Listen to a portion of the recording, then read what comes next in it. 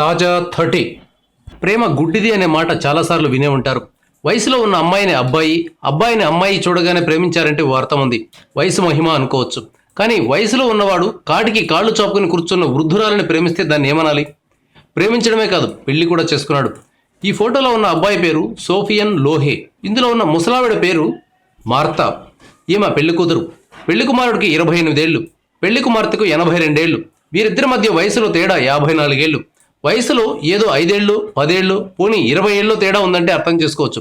కానీ ఏకంగా 54 ఏళ్ల తేడా ఉందంటే ఓ పట్టాన నమ్మబుద్ధి కాదు. ఈ వధూవరులు ఇండోనేషియా దేశానికి చెందినవారు. ఓ రోజు ఈ అబ్బాయికి ఒక ఫోన్ కాల్ వచ్చింది.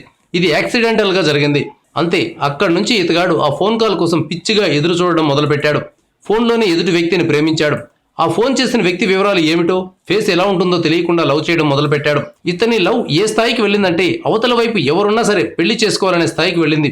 తన ప్రియురాలు మార్తా కోసం 120 కిలోమీటర్ల ప్రయాణం చేసి వెళ్ళాడు. అఫ్కోర్స్ 120 కిలోమీటర్ల పెద్ద దూరం కాదనుకోండి. వెళ్ళిన తర్వాత తన ప్రియురాలను చూసి ఇతగాడికి మైండ్ పనిచేయలేదు. అంతగా షాక్ తిన్నాడు. కానీ తాను ఆమెను ఫోన్లో పిచ్చి పిచ్చిగా ప్రేమించేసినందున వెనక్కి వెళ్ళలేకపోయాడు.